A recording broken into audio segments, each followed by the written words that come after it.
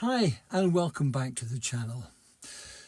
Okay, this little video is very much aimed at those of us who have reached the age of retirement, and particularly those folk who might be struggling just a wee bit with the thought of retirement. And if you're not of retirement age, don't switch off, because this is for you too.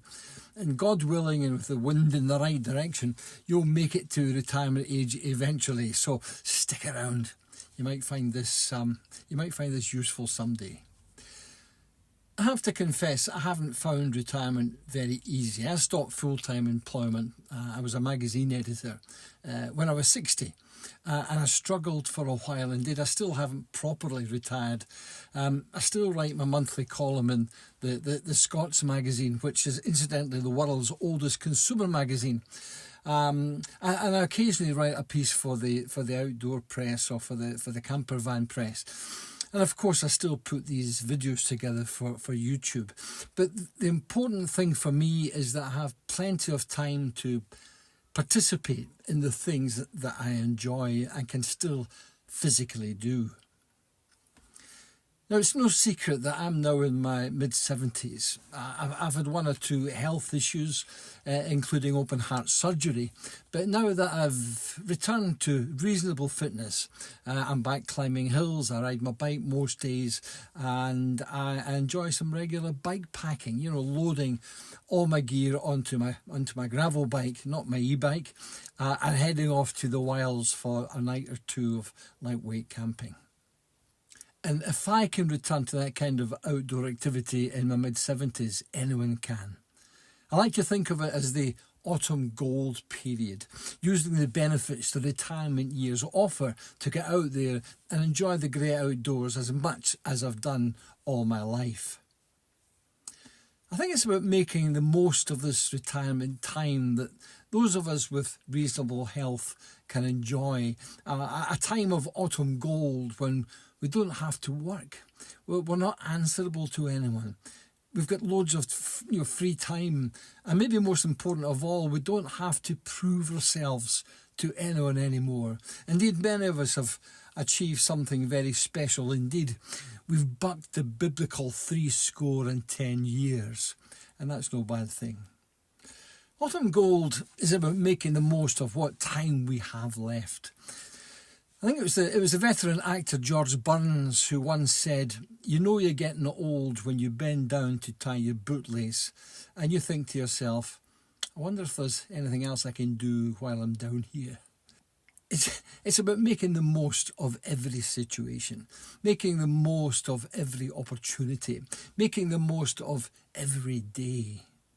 I admit we do live in an ageist society. Our ancient ancestors held older people in high esteem for their experience and for their wisdom. Today in the UK, it seems, as far as some politicians are concerned, we are expendable in the event of a pandemic. Yeah, and I've experienced plenty of ageism in my own work life. It's all around us. But hey, I want to stay positive, and here's how I do that. Rather than buy a pipe and a pair of slippers, I decided that if the natural processes of age prevented me from doing certain things I've enjoyed all my life, I would simply try and adapt. I remember an old friend of mine, Hamish Brown, and he was the first man to climb all the Munros in a single expedition. And he's a wonderful writer. I remember Hamish told me that when he became too old to carry all his own gear, he would adapt by buying a donkey to carry his gear for him. And a number of years ago, he made the first continuous traverse of the Atlas Mountains in Morocco, and true to his word, he used a donkey to carry his gear for him. Now, I haven't quite gone that far, but I guess my donkey is my gravel bike. I can load all my camping gear on the bike and head off for a day or two, or even a week or two. And I can cover much greater distances than I can if I'm walking. When I first began struggling with foot problems, hallux rigidus, plantar fasciitis, arthritic toes, I took up cycling and bike packed from Land's End to John O'Groats. The next year we cycled the length of France from the English Channel to the Mediterranean. And the next year the length of Ireland from Mizenhead to Malin-Head. And I called that my triple crown of bike tours. It was great. And it's an interesting thing, but almost all my hill-going peers have suffered in older age and have adapted. Many have taken up cycling, especially now with the advent of e-bikes, while others go paddling in kayaks and canoes. The wealthier ones maybe have taken up sailing. And all these people are still enjoying challenges, they're still getting inspired by the natural world, and most important of all, they still have a passion for what they do and enjoy. A number of years ago, I discovered that when I pushed myself a bit hard, I felt kind of nauseous and my chest became a bit tight. And I was then diagnosed with angina. Now, curiously, nearly all my closest friends had suffered from narrowing arteries and had stents fitted, so I just kind of assumed I'd be joining the stents club. But as it turned out, it was calcium that was blocking my arteries and not the usual cholesterol. Now, at that time, cardiologists weren't too keen on trying to stent arteries blocked with calcium, so I had to kind of live with it, with the help of a few pills that widened the arteries a bit. It was a bit of a struggle, but while angina certainly slowed me down, it didn't defeat me. In fact, I discovered positive benefits in slowing down, taking the opportunity of reading the small print of the landscapes I was walking through. I discovered I was using my eyes more, seeing what was around me and above me. And an e-bike meant I could travel reasonably far with little effort and actually get up onto some of the high-level bulldozed tracks, the same bulldozed tracks in the hills that I'd been complaining about for years. But I also realised that I could enjoy a day in the hills without actually having to go to a summit. Now, I've been through the peak bashing phase of my life. I've climbed the Munros, I've climbed the Corbetts, and plenty of other mountains. I've got the T-shirts to prove it, and I've written the books. But now in my dotage, I just enjoy going for a wander in the hills. If I reach a summit, that's great. If I don't, well, it's not the end of the world. So what makes going for a walk so special? Well, we know that it's good for you physically. Blood is pumped faster through the arteries and your heart must work a bit faster. Walking strengthens your inner core and your legs, and you get plenty of fresh air. That's all good. But what about the head? It's claimed walking is also good for your mental health, and I'm sure we'd all probably agree with that. Now, I'm not about to teach my granny to suck eggs, but what happens when we go for a walk is quite interesting. We produce adrenaline, which makes us more alert to the things around us. And our body produces endorphins, a feel-good natural drug that, mixed with the increased flow of adrenaline, gives us a completely natural high.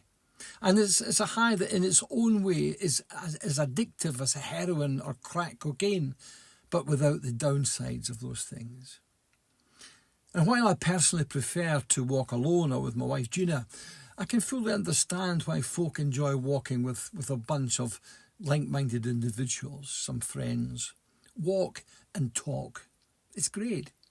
When I was president of Ramblers Scotland a number of years ago, I was always kind of tickled when walk leaders put so much emphasis on the importance of finding a tea room or a good cafe for the end of the walk. And why not? Walking can be a brilliant social activity, especially for those who perhaps don't see much of others in their day-to-day lives. So whether you walk alone or in a group, I'd encourage you from time to time to simply stop and stare. Don't turn your walks into a route march. Take time to look around you. Take time to appreciate the beauty in your surroundings. Take time to look out for wildlife, the birds and the animals that share our planet. Those other members of the biotic community. Take time to let it sink in that we are part and parcel of that outdoor community, that community that includes the trees, the hills, the rocks, the rivers and the wildlife. We're not mere visitors to these places. We belong in those places, and by returning to the simplicity and unspoiled aspects of those green landscapes, we are, in a sense, returning to basics. Take time to smell the coffee. I want to finish by quoting the words of the poet William Henry Davis. This is what he wrote. "What is this life if full of care? We have no time to stand and stare, no time to stand beneath the boughs and stare as long as sheep or cows, no time to see when woods we pass, where squirrels hide their nuts in grass, no time to see in broad daylight streams full of stars like skies at night, no time to turn at beauty's glance and watch her feet, how they can dance, no time to wait till the mouth can enrich that smile her eyes began. A poor life this, if full of care, we have no time to stand and stare." Okay, I hear some of you asking, what about the campervan? How important is the campervan to you? Well, I've had campervans for almost half a century. Although, to be fair, they've generally been a means to an end.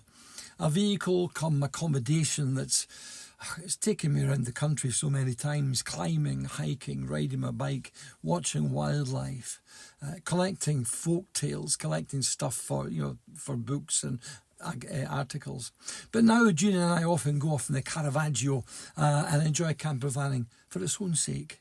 An occasional night or two away on the coast or exploring an area we don't really know very well. And increasingly spending nights in some of the newly developing air network that is springing up around the country. I don't think I would have ever imagined that campervanning and motorhoming would have become quite so popular as it is at the moment. And that newfound popularity has certainly brought issues and problems with it. But one thing is evidently clear: campervans ain't going to disappear from our roads anytime soon. So we have to work with the authorities to create an infrastructure and behaviour patterns that turn us from being a general pain in the ass to a bunch of folk that people want to welcome to their area. Just like you find in France or Spain or Germany or really anywhere on the continent where there's a long and happy tradition of campervanning. And I would urge every campervan or motorhome owner to support the work of Campra, the campaign for real heirs. I'll put the details down below. The folk there are doing a fantastic job in working with councils and community groups and landowners to create a network of low-cost overnight stopovers for those of us who don't really need electric hookup or campsites, swimming pools or children's play areas or, God forbid, a hot shower every day. I've always worked on the theory that washing is overrated. But if you'd like to keep spotlessly clean, by all means, book into some of the excellent campsites that we have scattered around this country.